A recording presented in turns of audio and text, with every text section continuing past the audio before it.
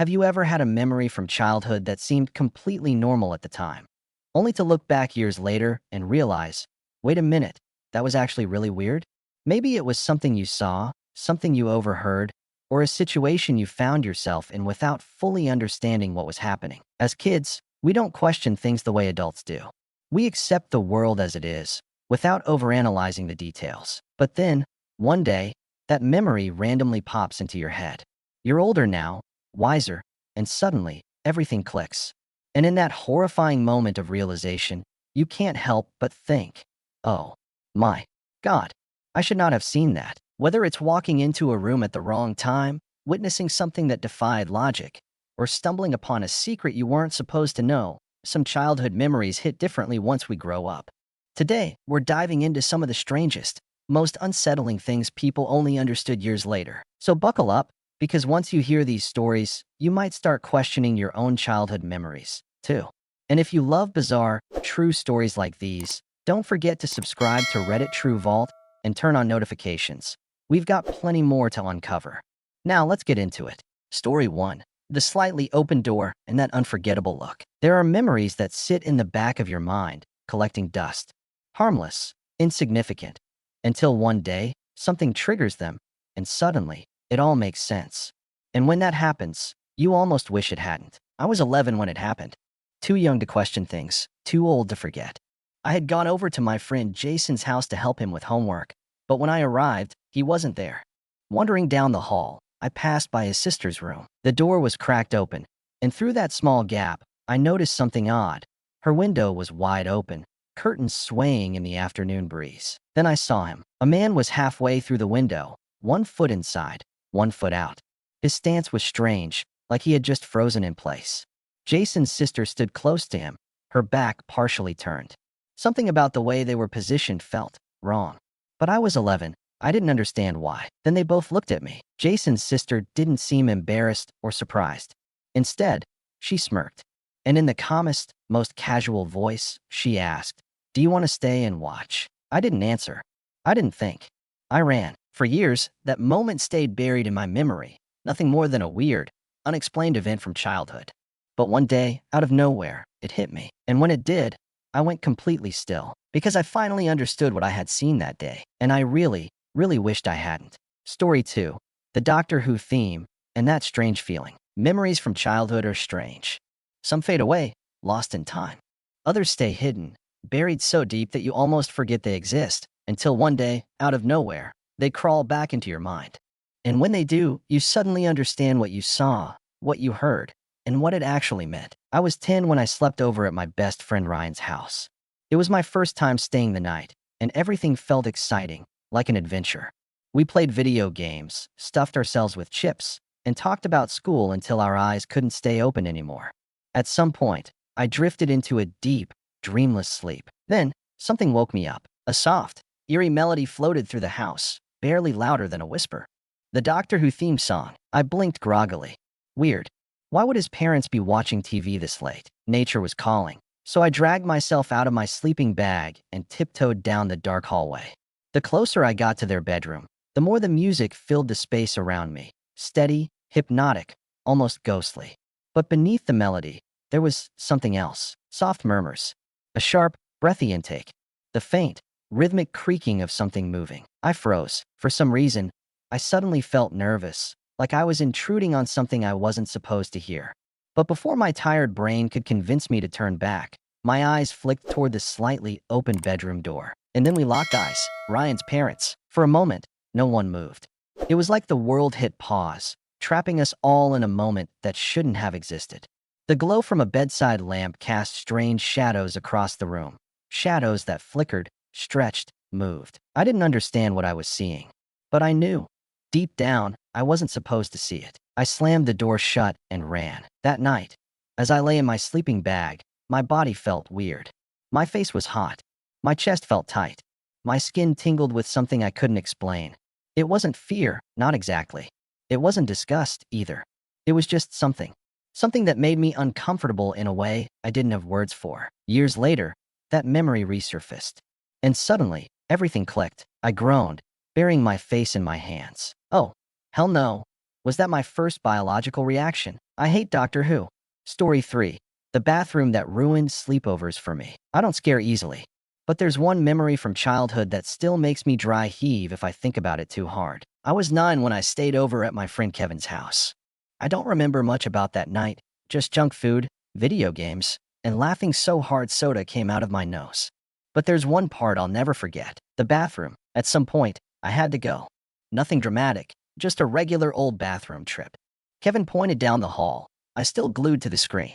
Second door on the left. I should have known something was off when I touched the doorknob, and it felt sticky. But like an idiot, I opened it anyway and stepped into hell. The smell hit me so hard I physically recoiled.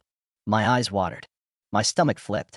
But before I could even process what I was smelling, I looked down. The floor, covered in feces. Walls, streaked with feces. Toilet, didn't even look like a toilet anymore. Just a porcelain disaster zone covered in more feces than seemed humanly possible. Then, because apparently, this nightmare wasn't over, Kevin's little brother walked in behind me, barefoot, and, I kid you not, he stepped right in the feces. I screamed. Loud. Kevin barely looked up from the game. Oh yeah, he does that sometimes. What do you mean he does that sometimes? Kevin, I don't remember leaving the bathroom. I don't remember leaving the house. I just remember being outside, gasping for fresh air, reevaluating every decision that led me to this point. I told my mom I felt sick. I never went back. And now, as an adult, when this memory creeps back into my mind, I have just one thought. Dear God, please let that have been a prank. Story 4. My friend's dad and the bizarre midnight gathering. Some childhood memories refuse to fade. They hang around, replaying in your mind, often at the worst possible times. This is exactly that kind of memory. I was about 10 when I slept over at my friend Justin's house for the first and last time. Sometime after midnight, I woke up parched, desperate for water. Quietly, I made my way downstairs toward the kitchen, but something caught my attention in the living room, something I wish I had never seen. In the faint glow of a single lamp, I saw Justin's dad and several other men, completely naked, dancing awkwardly, swaying in circles like some primitive ritual. My eyes widened, heart freezing in disbelief. Off to the side, another man whispered passionately to a lamp, caressing it in a way that felt oddly intimate. My brain struggled to process the absurdity unfolding before me. Then, just when I thought it couldn't get stranger, one of the men casually stepped aside and began relieving himself right there, directly onto the living room carpet. I backed away slowly, quietly retreating to the safety of the guest room. My thirst was entirely forgotten, replaced by confusion and a strong urge never to return. To this day, I don't know what the hell I witnessed. And frankly, I'm happier that way. Story 5. The BB gun and the door I shouldn't have opened. There are lessons in life you only learn the hard way, and mine came with a painful sting. I was 11, staying overnight at my friend Tyler's house. We'd been gaming all evening until exhaustion finally won. But sometime past midnight, I woke up, groggy and disoriented, desperately searching for the bathroom. Half asleep and stumbling through the darkness, I grabbed the first door handle I found and swung it open without a second thought. Instant regret. Inside, a shadowy figure spun around faster than lightning, the sudden movement freezing me in place. I barely had time to register what I was seeing, just a glimpse of Tyler's older brother, Jason, wide-eyed, panicked, and clearly caught in the middle of, well, you know. My 11-year-old brain didn't fully grasp the situation, but the look of horrified embarrassment on Jason's face screamed that I had made a horrible mistake. Before I could even blink or mumble an apology, Jason grabbed something from his bedside table, aimed it directly at me, and then, pop! A sharp, stinging pain exploded in my leg. He'd shot me with a BB gun. I ran screaming down the hallway, hopping on one foot, convinced I'd never survive the humiliation. Years later, the scar is still there, a constant reminder that some doors should never be opened without knocking first. Story 6. The weird artwork and a surprise encounter. There are some things you wish you could unsee, moments burned into your mind that surface unexpectedly, usually at the worst possible time. I was 10, sleeping over at my friend Kyle's house. At around 2 a.m., nature called, and half asleep, I shuffled down the dark hallway toward the bathroom. As I passed Kyle's little brother's room, something strange caught my eye. He stood there, completely naked, calmly creating a masterpiece on the wall. My sleepy brain thought, he's finger painting. Cute. But wait, finger painting? In the middle of the night? Squinting in the darkness, I took a cautious step closer, My heart suddenly uneasy. Then the smell hit me. Sharp, foul, unmistakable. That was no watercolor paint. Oh, hell no. That's definitely feces, I whispered. Instantly awake, I spun around, desperately needing to escape the scene. But now my bladder was screaming even louder. Without thinking, I bolted into Kyle's parents' bedroom to reach their bathroom instead, hoping to quickly erase the nightmare I'd just witnessed. I should have knocked. Kyle's mom stood there, fully topless, eyes wide with surprise. I froze, speechless, unable to look away. Even now, as an adult, I vividly remember that awkward, lingering moment, and sometimes find myself thinking, huh, they were actually pretty big, if you know what I mean. Needless to say, I never spoke about it again. And to this day, I wonder how often such bizarre scenes unfolded in that household. Story 7. The Room of Nightmares. Ever wondered why some kids never invite you over to their house? I used to think it was just embarrassment, maybe messy rooms, or weird parents. That is, until I visited Michael's place and discovered the unsettling truth. I was 12, hanging out after school, when Michael went downstairs to grab snacks. Bored and curious, I wandered down the hall, stopping when I saw his bedroom door slightly open. Without thinking, I stepped inside and immediately felt a chill run down my spine. The walls were covered in paintings so disturbing they still haunt me. Grotesque figures twisted and distorted, one huge, monstrous giant devouring a smaller, screaming figure. Opposite, an altar covered with half-burned candles and dark stains. My eyes were drawn to a small statue tucked into the far corner, its eyes reflecting the dim light, seeming to stare directly into mine, piercing through my very soul. At the time, I brushed it off as weird art, but my instincts screamed at me to leave.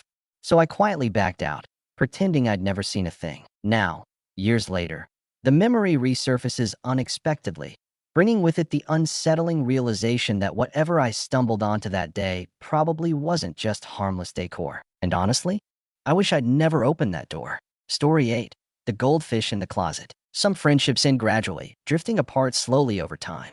Others end abruptly, like slamming into a brick wall at full speed. My friendship with Ben was definitely the second type. It happened one lazy afternoon.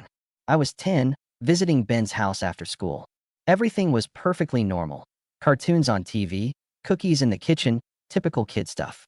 But then, out of nowhere, Ben turned to me, grinning eagerly, and asked a question that would haunt my dreams. "You want to see my goldfish?" Of course, my innocent mind immediately pictured a cute little fish swimming around in a bowl, harmless and bubbly. I smiled and nodded, eager to meet his pet. But instead of leading me toward a tank, Ben walked over to his bedroom closet and flung the door open dramatically. Inside, lying motionless on a shelf between a stack of shirts and some comic books, was indeed a goldfish. But this one was dry, shriveled, and very, very dead. I stared silently, unsure what to say, my stomach turning. Ben beamed proudly, oblivious to my horror, and whispered excitedly, "Cool, right?" I didn't respond. I didn't ask why. I simply turned around, walked straight out the door, and never went back again. Some things are just better left unexplained. Story 9. Mom's Bathroom and the Mystery Object. Childhood innocence is a beautiful thing, until, years later, it abruptly shatters. I learned that lesson in the most embarrassing way possible. I was about 11, hanging out at my friend Dylan's house. After drinking too much soda, I desperately needed the bathroom and accidentally wandered into the one attached to his mom's bedroom. As soon as I stepped inside, something on the mirror caught my attention. A strange object, pink, oddly shaped, and firmly suctioned to the reflective surface. Next to the sink sat an open box filled with tiny, square packets, their wrappers colorful and intriguing. My eyes drifted downward. On the closed toilet lid, another strange, cylindrical object lay quietly, innocent enough at first glance, but strangely unsettling. My young mind puzzled over these items. I felt like I'd stumbled into some secret, private laboratory of mysterious adult things. Feeling inexplicably guilty, I quickly backed out and never spoke of it to anyone. At the time, I dismissed it as just another confusing adult mystery, like taxes or insurance. Years later, the memory struck me randomly, mid-conversation, and suddenly everything clicked into place. I froze, my mind desperately wishing to rewind time and erase what I now clearly understood. Ignorance truly was bliss. We all carry around childhood memories, moments we once thought were ordinary, only to realize years later just how truly strange they were. It's like your brain suddenly unlocks a hidden door, revealing things you probably wish had stayed forgotten. Have you ever had one of these shocking, funny, or downright awkward realizations? We'd love to hear your stories too. Drop your unforgettable moments in the comments below, and don't forget to subscribe to Reddit True Vault for more weirdly relatable stories. Because trust me, there's plenty more where these came from.